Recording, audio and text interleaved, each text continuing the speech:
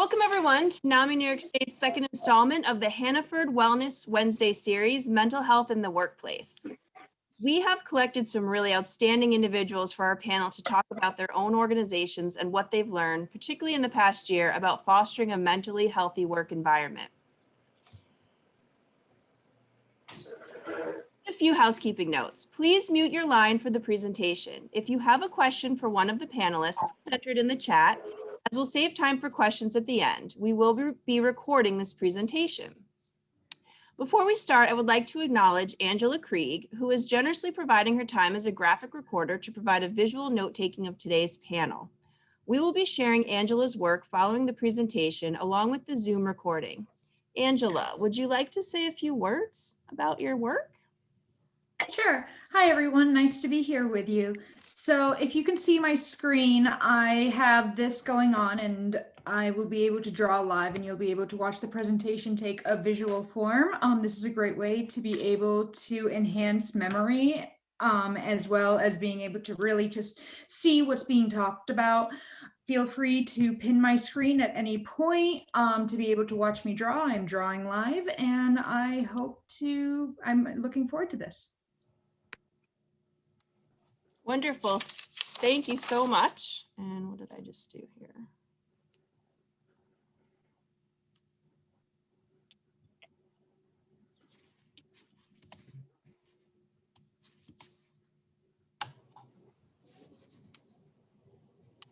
Okay.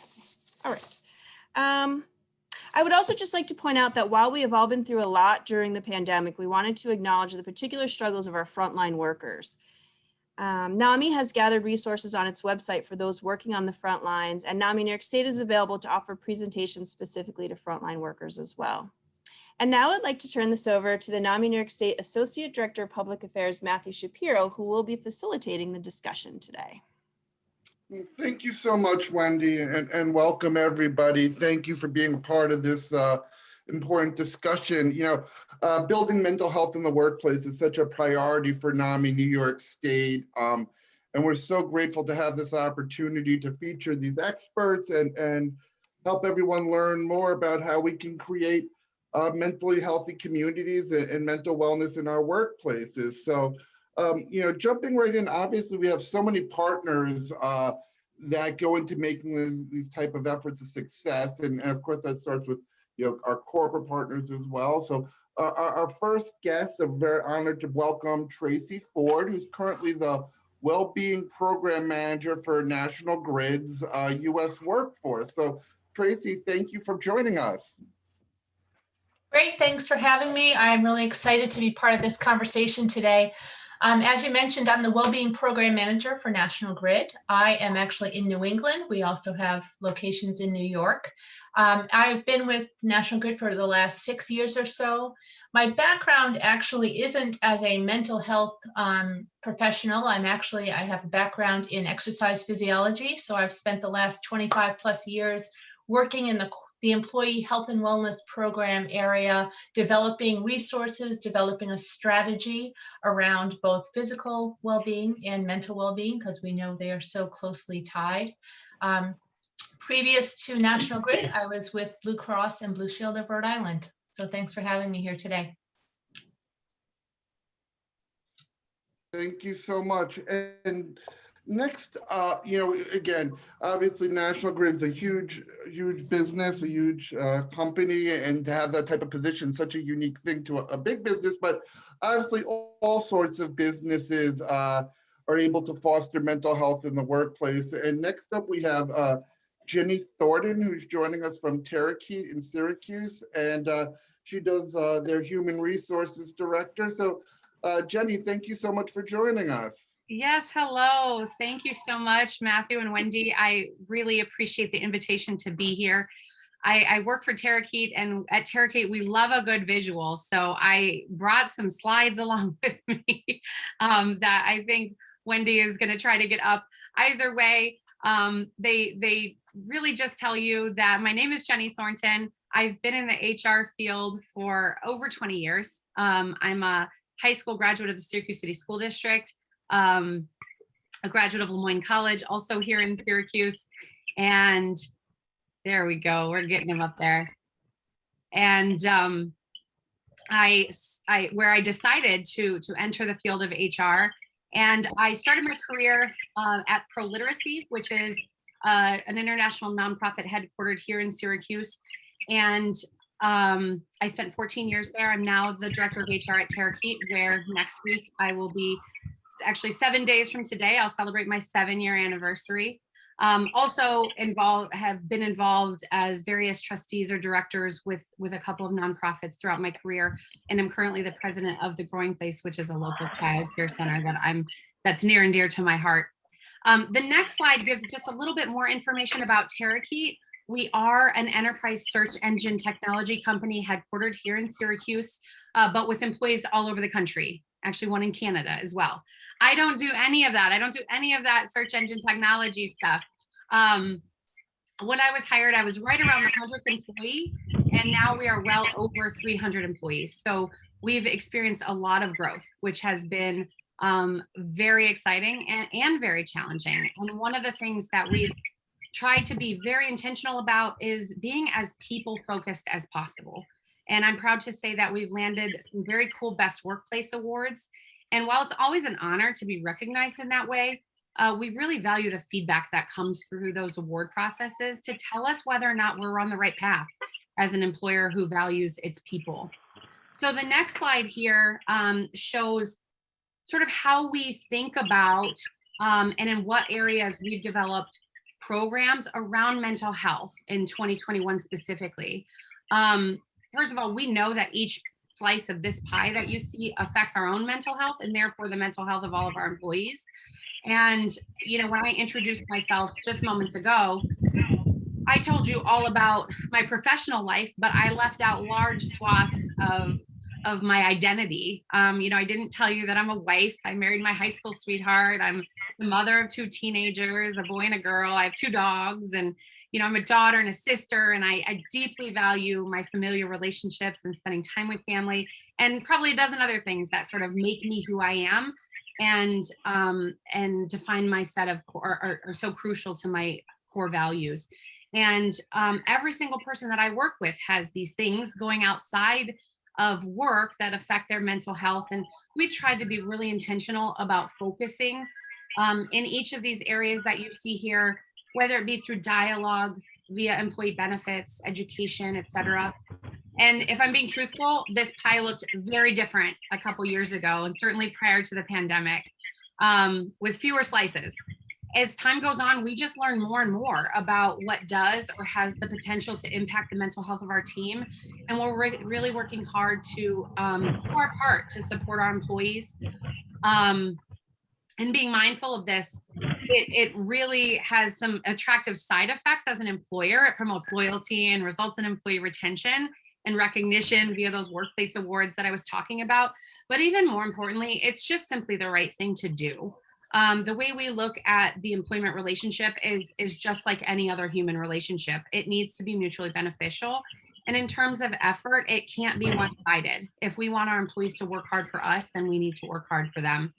So the final slide here is just to reiterate my gratitude for including me in this discussion, to help raise awareness during Mental Health Awareness Month. I'm so eager to learn from everyone here and to become a better advocate myself in fighting stigma and providing support to my team, not Terakeet, but also our broader community. Well, that's great. Thank you so much, Jenny. You know, something that you said that really stuck out to me that we'll dig down deeper on in a sec when we get to the questions is you talked about being people focused. And I love that. You know, in New York State, when we talk about recovery and services, we always want them to be person-centered. You know, is the way we talk about that. So obviously, when we talk about creating mental wellness, that person-focused approach is so important. So we'll discuss that later. I'm very excited to hear that. So along with businesses, all sorts of businesses that we've partnered with to help raise mental health awareness, we're also very lucky to build relationships with government offices and have them, you know, realize how to create better workplaces and mental health wellness in their workplaces. And really, one government agency that's really been leading the way is the Office of the Comptroller. And we are very pleased to welcome Philomena, who's the EAP coordinator for the comptroller's office. I just want to say they've had NAMI New York State present on mental health in the workplace several times. In fact, I think one time I presented with Philomena. So Philomena, welcome, and thank you for all the work that the comptroller's office is doing. Well, thank you very much, Matt. I appreciate it, and I'm honored to be here today. So good afternoon. As Matthew said, my name is Philomena Savoca. I am the full-time Employee Assistance Coordinator at the New York State Office of the State Comptroller. We also go by the initials of EAP. I have an associate's degree in interdisciplinary studies, and I have a bachelor's degree in business management. I have been employed with New York State for 35 years, working in 3 different New York State agencies. I have been in my current position as the EAP coordinator for 10 years. And as the New York State EAP coordinator, I have years of statewide EAP monthly training, as well as training in mental health, suicide prevention, alcohol and substance abuse, domestic violence, as well as training in many other different areas. Since our New York State EAP is a peer model, I was given the opportunity to serve in this role based on my many life experiences. I am also the treasurer of the EPA, which is the Employee Assistance Professional Association, which is the world's largest, oldest, and most respected membership organization for employee assistance professionals. With members in over 40 countries around the globe, EPA is the most relied upon source of information and support for and about the employee assistance profession. As members of EPA, we follow the latest workplace trends and how to best handle those trends. I, as other New York State EAPs, have the privilege of being able to speak to one another about concerning topics while keeping confidentiality. I meet with many professionals to keep abreast of unavailable resources. And thank you. I am honored to be here today. Thank you so much, Philomena. And finally, as I said, for NAMI New York State, this is creating greater mental health in the workplace and spreading mental wellness in workplaces has always been a priority. And certainly our NAMI affiliate that's always been so ahead of the curve on this is our NAMI New York City Metro affiliate, who's been working on these issues for many years. They've put out guides, and I'm really thrilled to welcome one of the newest members of our NAMI New York State family, Rachel Steinmetz, who recently came on board as NAMI New York City Director of Workplace Mental Health. So Rachel, thank you for joining us. Thank you so much for the warm welcome from Matt and Wendy to the NAMI family. And thank you everyone for joining us today. As Matt said, my name is Rachel, and I am the new Director of Workplace Mental Health for the NAMI New York City chapter. So I've worked in mental health for a long time. I actually previously, in one of my roles, worked for the State Office of Mental Health, working on a mental health peer program to co-locate peers into outpatient mental health clinics. So I've long admired the work of NAMI, and I'm really thrilled to be here. Most recently, I was working for the New York City Mayor's Office, leading the content development and implementation of their workplace mental health program, which was a public-private partnership. And so I was working with employers all across New York City.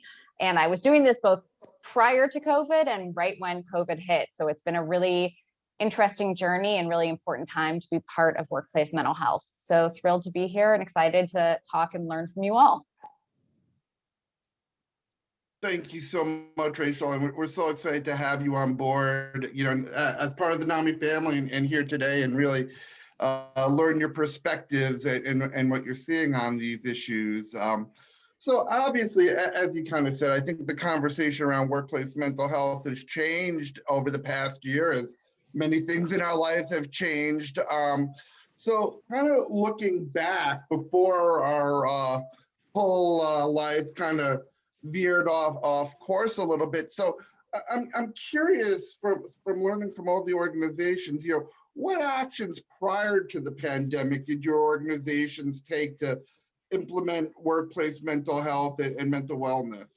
So it will start with Tracy. And you know, it's interesting too, Tracy, obviously, Wendy in her introduction talked about the work that we're doing with frontline workers and providing their mental health. Obviously, a lot of your crew at National Grid are frontline workers as well. So it's had to be an interesting experience for you. So what kind of things have National Grid done before the pandemic to kind of meet the needs of your workforce?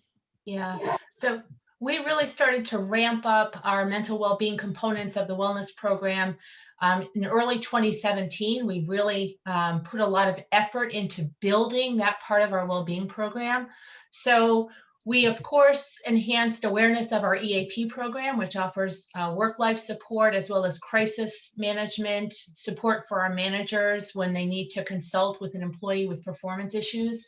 So a lot of awareness there. The other thing we did was make it mandatory that all of our supervisors or managers of others participate in a training that we co-developed with our EAP provider. So it's a 2.5-hour course. It was on site at the time, led by our EAP provider, and it was entitled Identifying and Addressing Mental Health Issues in the Workplace. So we made that a mandatory program for anyone who is in a supervisory role, manager, all the way up to our executives. We also developed an online mental health training component, which is for the general audience of our employees at National Grid. And one thing that we did that really started to enhance awareness is we created what we call stop-by tables. So as you mentioned, I've got about 11,000 of our workforce are field operations. So they're out in the trucks all day. They're in yards and barns in upstate New York, on Long Island, in Brooklyn, and also in Rhode Island and Massachusetts. So we actually set up little stop-by tables where we had access to all of our resources with promotional material. We created some little giveaways that had messages like note to self, choose to live brighter. We operate under a theme called Live Brighter, which is the umbrella title for our entire wellness program here, which goes very well with the whole mental well-being, shining a light on mental health, as well as with our energy theme, as we are an energy utility company. The other thing that we did was developed a guide for our employees. So we have a guide to mental well-being for all employees at National Grid that they get as a new hire. There's a PDF version and a physical version that you can drop on a desk. We've got another issue of that is intended for managers. So that pamphlet actually gives our managers more guidance on how to identify and address, what to do if they have an employee on their team that seems to need a little bit more attention as far as mental well-being, how to then work with EAP, how to do a referral. So we've really tried to enhance our resources, make them much more available, and start that conversation. So I've staffed these tables that we set up in our yards and our barns and our office areas. And, you know, we'd start, and I'd see someone walk by, we'd say, hey, you know, 1 in 5 Americans experiences some type of mental health issue in their lifetime. And I would have people come by and go, I'm 1 in 5. I'm 1 in 5. So they really started to talk. We started to engage people in conversation, let them know that this was a topic we were going to talk about at work and address, and made sure they knew that we've got the resources, we've got the support. We want this to be an open conversation to reduce the stigma and continue to speak and enhance all of our resources. I love that. That's fantastic, Tracy. And you know, something I say all the time is that so many times people want to have these conversations, and including in the workplace where it can be the most difficult place sometimes to have those conversations. And I feel like, you know, a lot of times people feel like they're held back behind the door, and a lot of times you just need to open that door for people. So I really applaud all the things that National Grid is doing to open that door. That's fantastic, and get those conversations started. You know, obviously starting the conversations can be most difficult. And something that you pointed out too, that I think is important. You said 1 in 5 people are going to have a diagnosable mental illness at one point in their life. But if we've learned anything from the past year, is we're everybody, 100% of people are all going to have mental health challenges. We're all going to face anxiety and stress, especially sometimes in the workplace. We're all going to face grief and depressive periods at our time. And then it's so important that, we realize our waking hours, we spend almost as much waking hours with our coworkers as we do with our families. And being aware that everyone could be struggling and how to be better coworkers and colleagues is such an important thing. So it sounds like you're doing some fantastic things to generate that positivity. So I love hearing that. So Jenny, same question to you. What were some of the things that Terrakeet were doing? I know you kind of already spelled out, but prior to the pandemic, to make sure your employees understood the importance of mental health. Certainly, and I will say that we weren't as intentional about calling it a mental health benefit. We knew that there are many components that several components that influence an employee's mental health. In many that, as I mentioned, are outside of the work environment, some that are inside the work environment. And so we did our best to pre-pandemic to really create programs and benefits that would help with things like health problems, new parenthood, work-life balance, job security, and other things that impacted mental health. So things like having a flexible work arrangement. That's something that we implemented several years ago. And what that enabled people to do was adjust their work schedules to fit their life. Even though we have a work day of either, 8 to 5 or 9 to 5, not being rigid within that, so that if, somebody has a kid's soccer game they'd like to go to at 4 p.m., it's within their purview to make that decision on their own and adjust their schedule accordingly, so that people don't have to use precious paid time off to go to a dentist appointment, or these things that all of us have to do to be healthy. And also, even more benign, sometimes, just working from home because we have the technology and the equipment to do so. When, of course, we're talking pre-pandemic now, but when, you've got a service provider coming over to fix your cable or a delivery that you're waiting for, we know that people can still be productive in these situations, and being in the office isn't always necessary. So that's something that we established quite some time ago that we think was really supportive of the mental health of our team. And then going beyond that, going far beyond the federal, policies for family leave, and even further beyond New York State's generous policies and new statutes that provide income for family leave, and ensuring that anybody that qualifies because they have a serious medical health condition, an immediate family member has a serious medical health condition, or they've just had a child within the last year, whether you're a mother or a father, being able to take 12 weeks and not lose pay. And so, for our nursing, most identify as mothers, in the workplace, if they have to travel for work, paying for them to ship breast milk back home, things like that we felt were really important in supporting mental health overall, and all those things that impact mental health. Just ensuring people had enough paid time off, giving them some fitness benefits, and having, on that, I mentioned job security, having a really transparent and communicative corporate culture has been really important too. If we don't hit our revenue goals, people start to worry, what does that mean for me? Well, let's talk about that. And so we've just tried to instill those values in our culture. We've certainly advanced them post-pandemic, but pre-pandemic, that's where we were at. Great, thank you so much, Jenny. A couple of things that you picked up. I'm so glad you mentioned paid family leave. That was something that NAMI New York State really advocated very strongly for. And you mentioned that people can take up to 12 weeks if a loved one has a serious health condition. That does include mental health conditions and psychiatric issues. And we know how hard it is. And one of the reasons NAMI fought so hard for this is that we know there's that very vulnerable time when someone might be coming out of a hospital or another sort of a congregated situation and you know, back into society and back into, you know, normalcy, and they need that extra care. So families being able to be there or being able to get that paid leave to take you know, to address a family emergency, because as we'll be discussing on next week's Wellness Wednesday, we know that crises never happen between 9 to 5, or they rarely do. So, you know, having that is great. And the other thing that I love that you said is that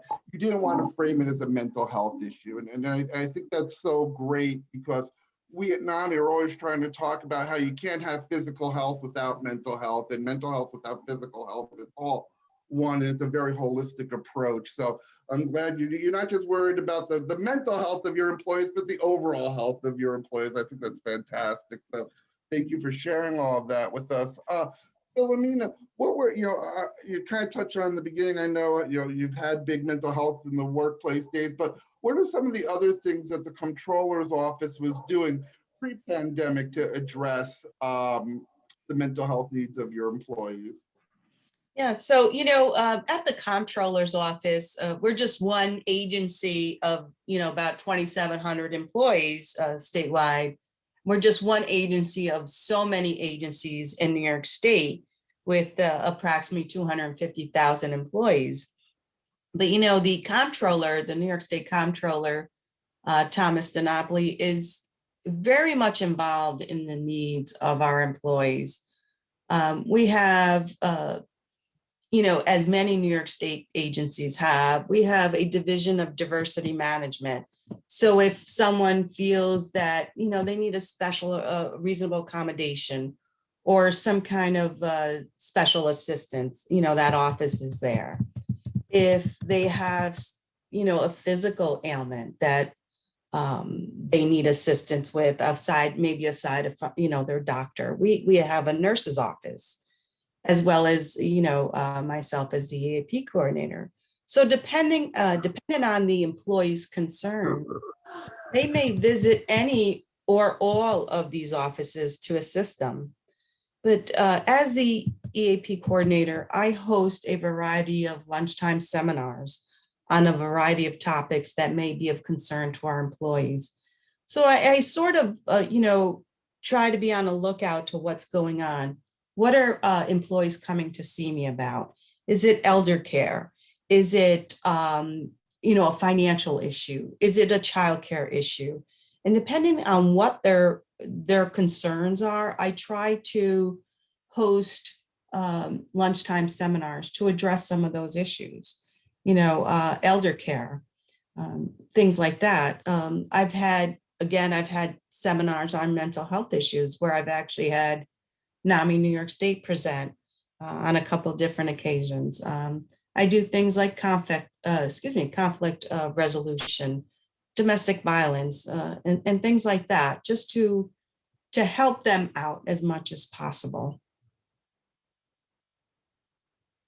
That's fantastic that you have such a wide range of options, and really, you know, it starts with something that NAMI New York City developed, and as I turn to Rachel in a second, but that the I will listen concept, and how important that is, that, you know, that not only that we listen to what the problems are and then try to develop things to meet those problems, but that we listen non-judgmentally, listen without prejudice, and really, you know, hear what's going on, the different struggles. And I'm just so impressed hearing from all three of you, all the different ways that you're meeting and listening and really getting it to your employees, kind of like we say in the NAMI world, meeting people where they're at. And all three of you seem to really be doing that.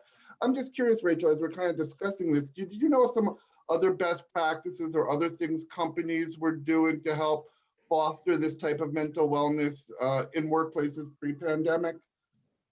Sure. Well, I think our other panelists have already mentioned many of them. I think the manager training piece is one of the most critical pieces that folks are getting more and more interested in, realizing that managers are the first people folks go to, and very few receive any training, you know, in what to do in that situation. So I think that's something that people were getting more interested in, and also exploring the role of employee resource groups.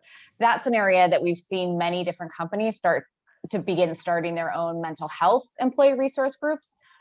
And I think this is really exciting, bringing mental health into some of the other employee resource groups that they have. For instance, veterans groups, really talking about mental health and how they can support, their veterans who are part of their group, but also more largely, how can the organization support them? So those are two of the things that I thought were really exciting that we saw, again, pre-pandemic, when everything kind of shifted.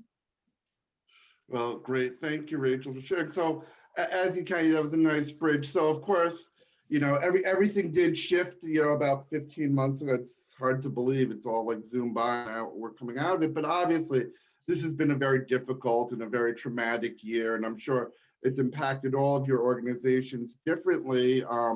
So, what have you guys done? I mean, you've been so proactive in addressing mental health. What were some of the things that you were finding, as the pandemic first started and as we kind of navigated our way through this, what type of things did you see popping up, and how are you meeting those needs? I guess maybe we'll go in reverse this time. Philomena, do you want to start? Sure, absolutely. So, immediately upon our dismissal from work, I guess I want to say, is everyone was sent home. Obviously, the entire agency, all of New York State employees were sent home for about a week, and then they started bringing back,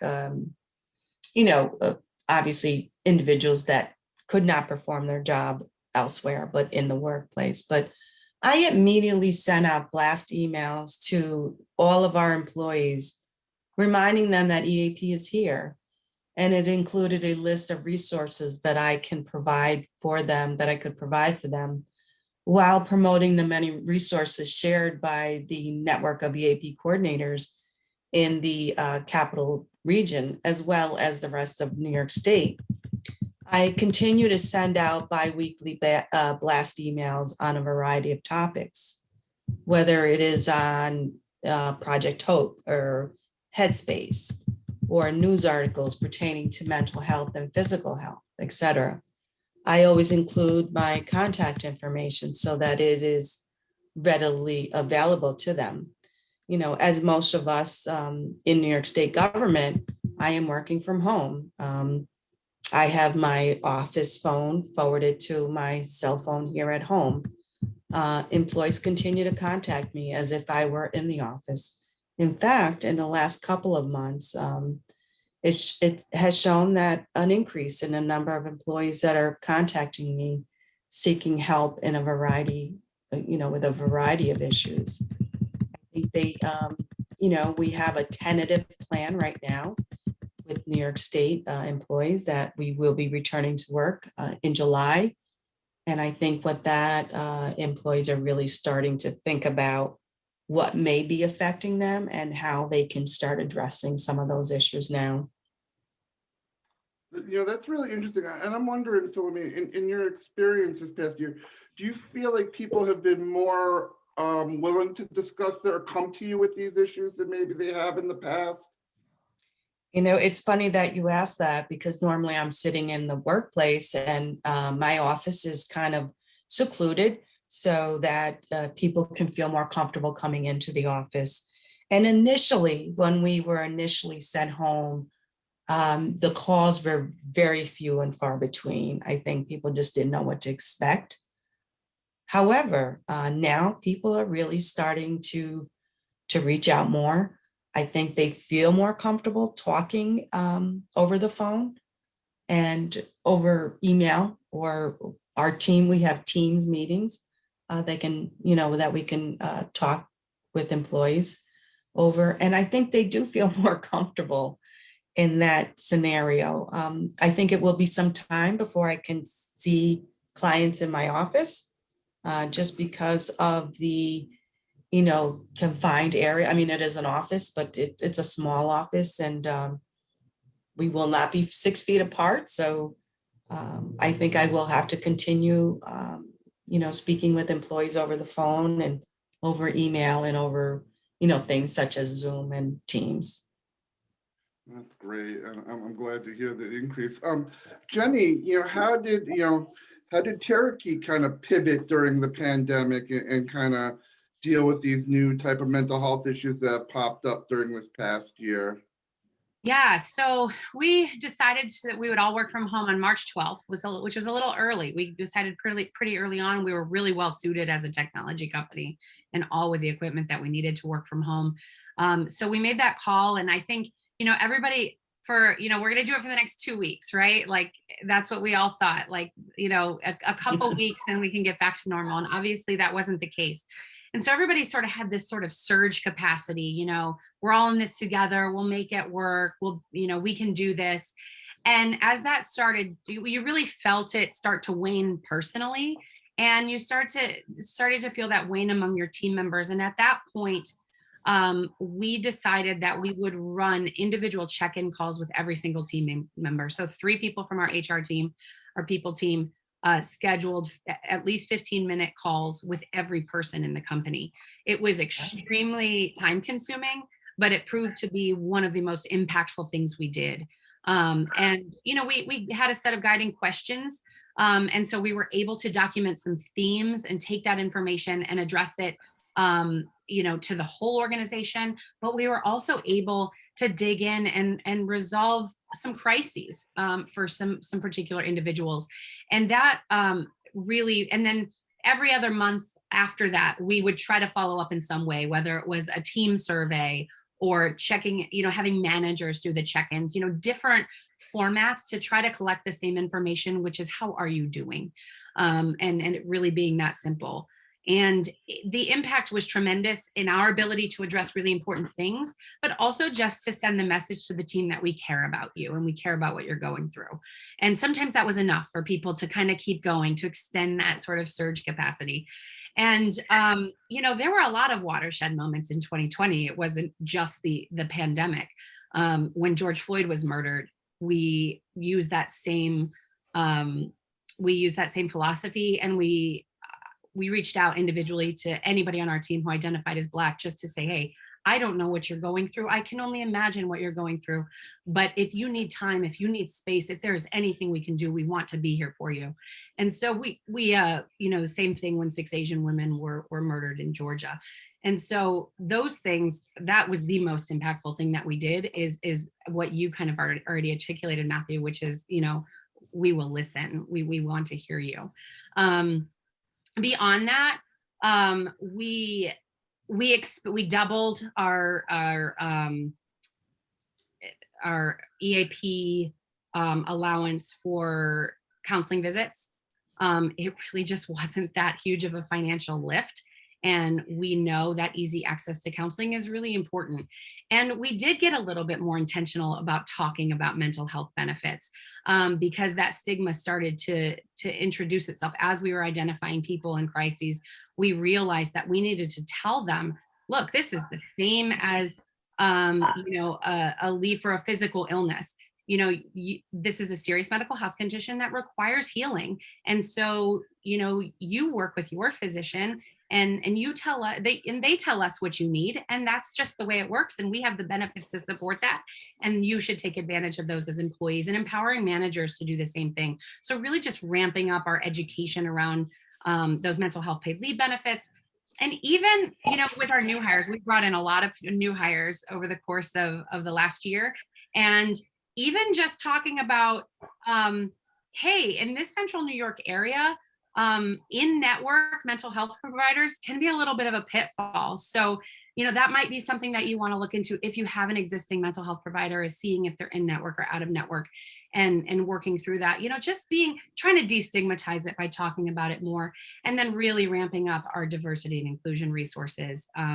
Much like many companies in America, we had large shortcomings in terms of our diversity and inclusion work, and we dove right in, and in the same way that we could be transparent about the financial situation that the company was in, and we were also transparent about the work we wanted to do, and we keep communicating our progress. That's really fantastic. You know, I think it's gotta be interesting for you, Tracy, listening to all this, because of many, like we said before, many of your workers and, you know, First Night don't have the luxury of working from home. Many are on the front lines. You know, full disclosure, our board president works for you, and there were times we've tried to reach out for her, and there's an emergency going on, and you know, she's not available. And I know she's been going into the office every day. So obviously things are a little different for you guys, and there's certainly more challenges, and especially since a lot of your emergencies that you know, workers have to deal with are in very extreme, usually revolve around extreme weather, and they're out there in the freezing cold and the snow, and trying to get live wires reconnected, which is dangerous and cold and stressful. So, and then you add that there are on the front lines, they're working in teams. You could be bringing things home to your family. So, you know, the virus to your family. So what kind of did you hear from your employees, and how did you meet those unique challenges? Yeah. Good insight there into the different workforce that I've got. So one of the first things we did was recognize the need that we were going to need a lot of communication. So on our intranet and National Grid, we created a coronavirus information board. So this was the highlight of the intranet. And then within that, we actually built a special, you know, the feature there was health and well-being. So it was our mental health resources, our physical well-being resources. We highlighted that front and center because that was what people were really looking at when it came to coronavirus. Yeah, we're watching the COVID cases, but what they were really concerned about is how am I going to keep my family well? How am I going to continue working? You know, one of the biggest challenges was, as you said, their front line. They had to go into homes in New York City and on Long Island in upstate New York and Mass and Boston, very confined quarters. If there was a gas meter that needed to be installed, if they were responding to a gas leak, an emergency situation. So our field service workers had the stress of having to do their job and putting themselves and their families at risk because they could potentially be exposed. So we made sure that we addressed those concerns. We had our safety and our health and well-being teams put together communications on how to keep themselves safe, different PPE requirements. And then, of course, we have change ambassadors. So as we're going through organizational changes, we have change ambassadors, we have ERGs, which were already mentioned there.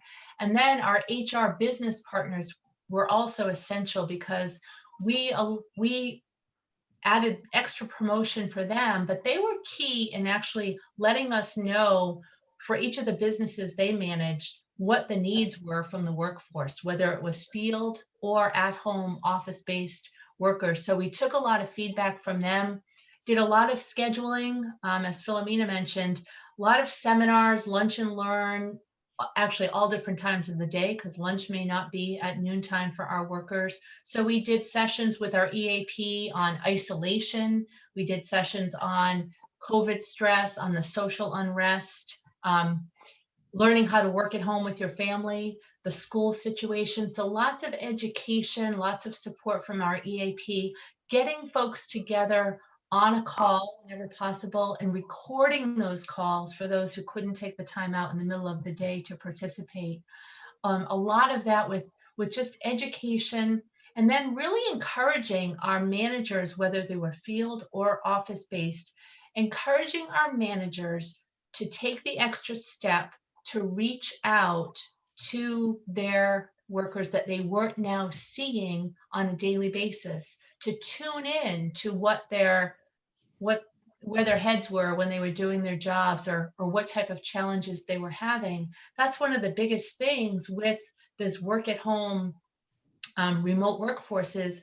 You don't have that kind of emotional intelligence opportunity during the day for a manager or a colleague to recognize that someone is struggling. So we really try to encourage managers and supervisors to take that extra step to reach out and make sure they were in tune with what their teams were experiencing, bring that feedback to me in the wellbeing program, and then we could then respond with the appropriate programs or resources to reach back out to them. So definitely some challenges. We did in December actually had a wellness, a mental health panel discussion, much like this, with our key executives. So we pulled some top leaders at National Grid in, brought in an EAP mental health professional as well on the panel, and that was very well attended. Great session that allowed us to address the concerns that we now had. And I will say, you know, if anything good came out of this COVID pandemic was the fact that I think some of us have already touched on, as the months went on in 2020, it was, we were much more willing to share what our mental well-being state of mind was, the challenges we were having. I think in 2020 and now into this year, it's almost more well accepted that stigma is being reduced. Everyone's talking about whether they're stressed or what they're struggling with, whether they're at home or at work. So it's kind of opened up a lot of conversation, which is a good thing. And then I'll just mention one last thing that we did. Someone mentioned reaching out to the employees.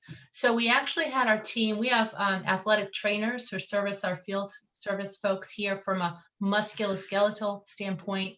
We engaged them in doing wellness calls to all of our employees who were either out sick or out of work due to quarantine as a close contact. We made sure on the 4th day or 5th day that our employees were out, they got a wellness call to check in to see if they knew how to manage their absence, if they had any well-being concerns, if they wanted to talk to a nurse practitioner or one of our EAP counselors as well. So that again was very well received, just doing that outreach to show that concern for the workforce during this challenging period that we went through. Well, that's great. And I want to say too, how grateful we are, of course, to National Grid. I know, you know, right before our education conference this year, which is like my most stressful time of the year, a tree fell in our neighborhood and we lost power and which made challenges. But I know that, you know, the power came back in the middle of the night. So I know, you know, you have dedicated crews that are working for us, you know, 24 hours a day and you know, your first line responders, I think oftentimes people forget about until they absolutely need them, right? But we are so grateful for everything that you and your crew do and all over, and that the fact that you're supporting their mental health helps them. We always say you got to care for those who care for us. We're talking about mental health workers, but frontline workers certainly fall into that too. So it's hard to believe we're running out of time, and I want to make sure we have a chance to get questions from people in the audience, which you can put in the chat box. So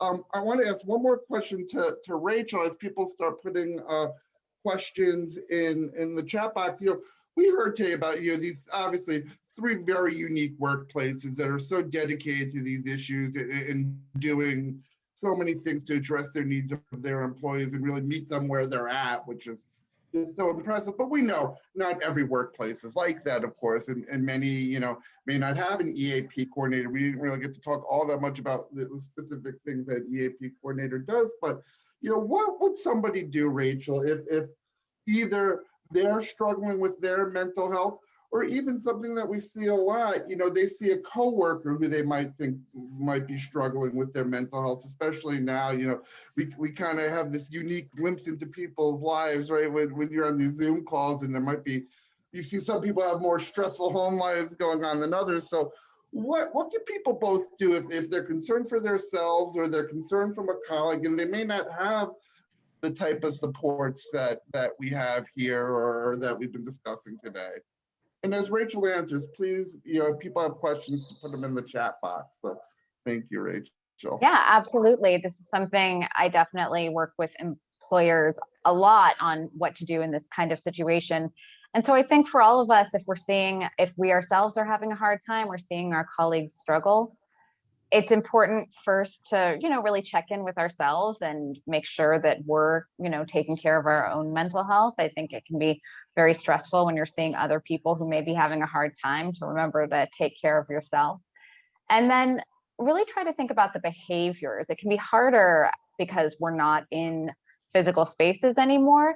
But if you think someone might be having a hard time, just think about what you're seeing. Are they coming in late to meetings? Is their camera off? Did they used to participate a lot and now you're really not hearing from them? Because something you want to be really careful about in the workspace is not diagnosing someone. You don't want to do that in general, unless like you're a psychiatrist and someone is coming to see you to be diagnosed. But for the rest of us, you never want to do that. And you really don't want to do something like that in the workplace, because that can, get you into trouble and really stop these important conversations from happening. And from there, I would just say, really lead with empathy, ask open-ended questions, and remember, you don't have to solve the problem for the person, but you can listen and help them access some of the resources that we've talked about. So in organizations, your EAP is great. There are free national helplines through NAMI and through others, and also New York State, the Project Hope. And for New York City, NYC Well is a free resource, again, that people can reach out to. So probably starting out with your organization's resources is your best bet, as they will, probably have more capacity initially. But there are free resources available. And I think NAMI is a really great way to get connected to those through their helpline. Right, and thank you. And like Wendy said at the beginning, I know NAMI New York City does mental health in the workplace presentations. NAMI New York State does as well. We have our frontline presentations as well. And if anyone is interested in bringing NAMI to your workplace, you'll reach out to us. If you're downstate, we can connect you with Rachel. If you're up here, upstate or Capital Region, we can certainly help you. And obviously, with one other thing, a couple of things we want to pull forward coming from this difficult time. Hopefully this openness about talking about our mental health and understanding, we've all had this kind of collective trauma that have happened to us, that have opened us up. And even like you would talk about this, simple questions of, hey, how are you today? Aren't simple questions, hi, how are you today? And as we ask that in the workplace, especially as we start to come back physically together, I think that's going to be a really unique challenge, which I wanted to spend some time talking about. I don't know, do we have any questions in the chat box? I don't see any, so I'll keep going for a couple of minutes. So I think that's a very important thing. Obviously, we're getting into a new phase of this journey that we've all been on, for lack of a better word, and obviously as it's an exciting time as things open up again, and that valve gets released a little bit, and we enter back into normalcy, and obviously going back to the workplace is part of that, but of course that's stressful, and I just kind of curious, and I think it's a good place to end, kind of going around and hearing what you or organizations are doing as people start to come back in the workplace and to ease some tensions. I mean, I know, Philomena, it's simple, things that people can't be in your office right now to talk to you one-on-one. I know that's a challenge, but what are some of the things that you're doing to make sure this next transition goes as smooth as possible? So maybe this time we'll start with Jenny.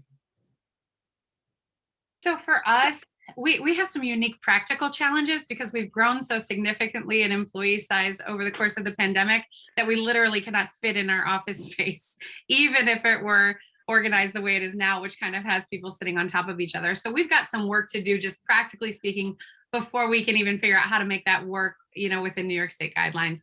But on the other hand, we just have a desire to continue to be flexible. We've already got proof of concept that we can continue to be efficient and effective working remotely.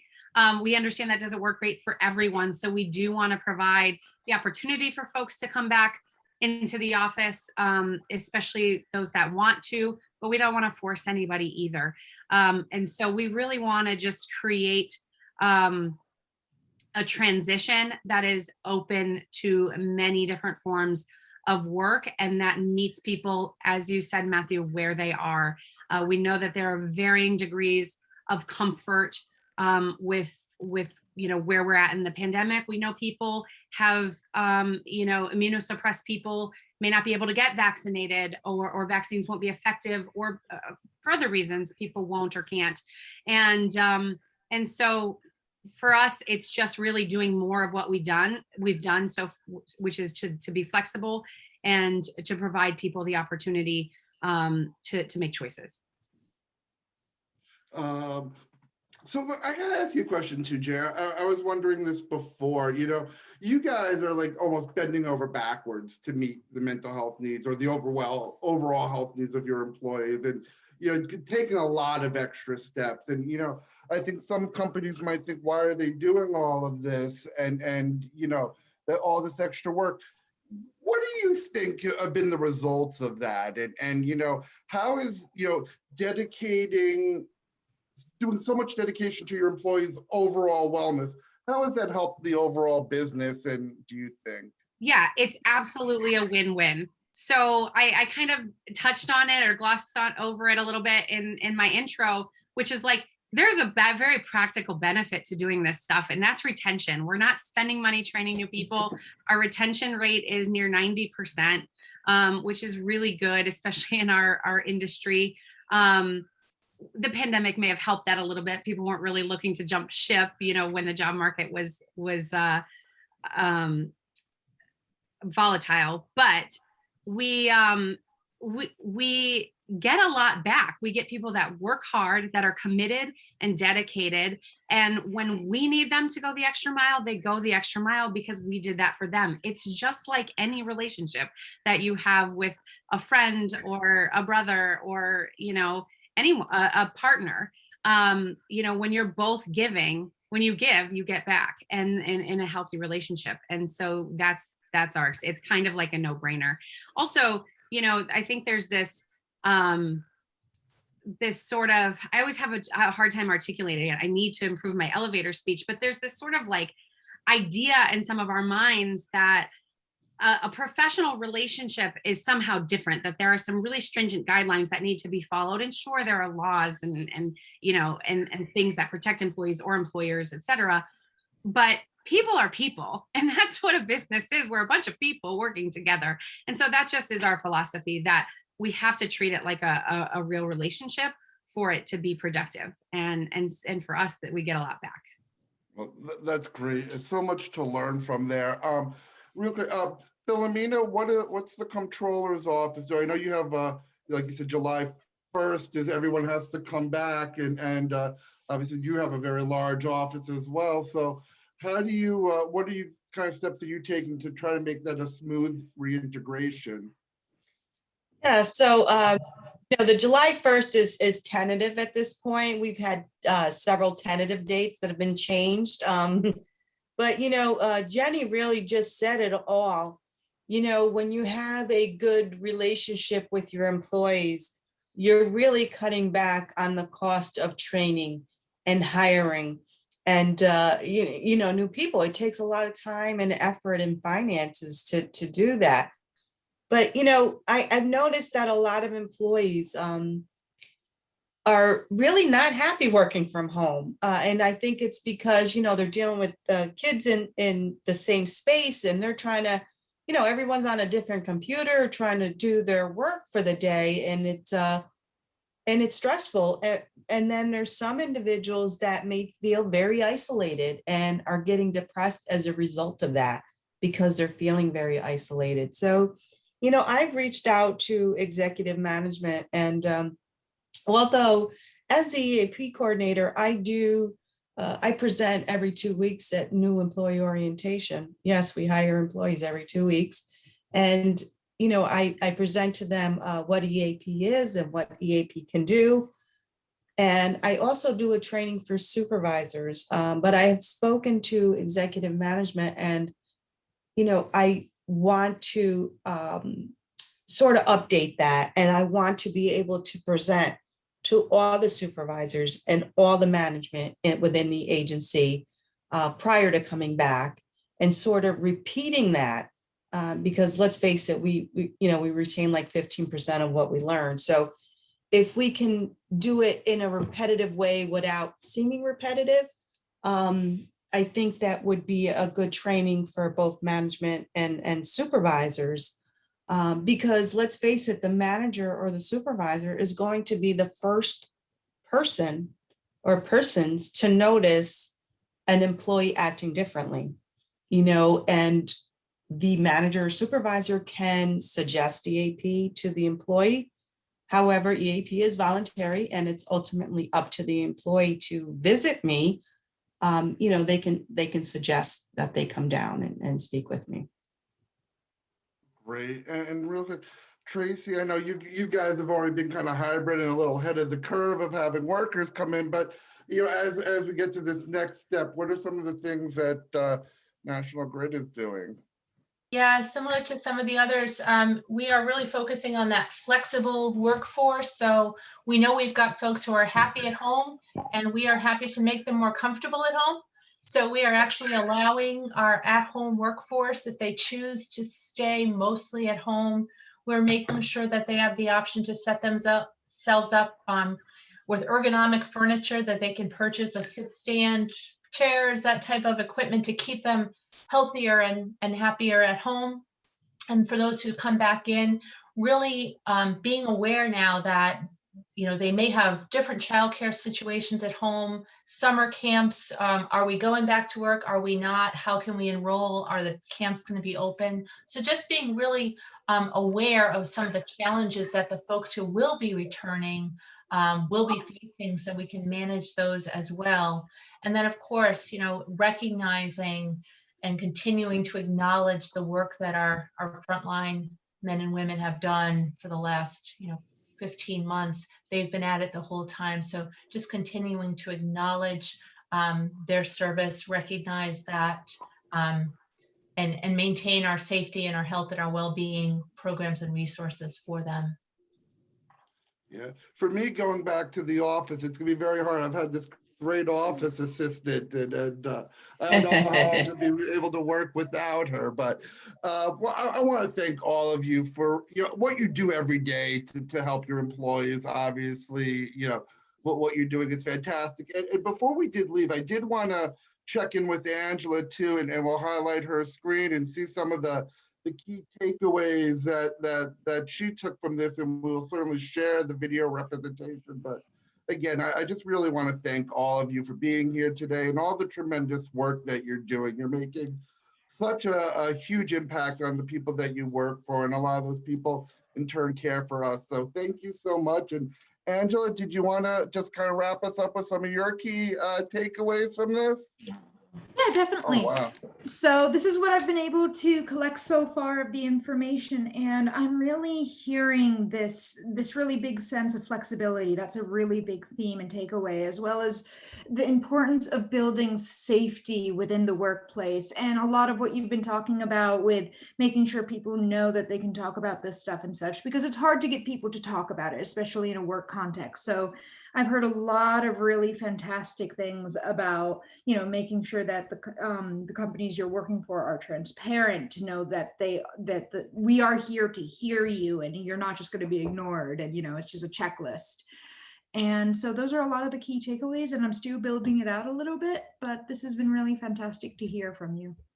Wow, you amaze me about like how you do that. It's just mind-blowing. So thank you so much for contributing that and giving us such a unique summation. And again, thank you for everyone who participated and watched the program today. And again, if you are interested in bringing more NAMI programs or mental health awareness into your workplace, please reach out to me, Matthew at NAMI-NYS.org. If you're downstate, like I said, I can connect you with Rachel, but we do really want to be a part of the solution. And obviously, this is a big step, but what we do every day is most important. So we do want to be there and help you guys. So again, thank you, everyone. Thank you for our incredible panel. I know I learned so much. This could have gone on so much longer, but appreciate you taking the time to help us today. And we appreciate everyone for spending a part of their Wednesday with us. And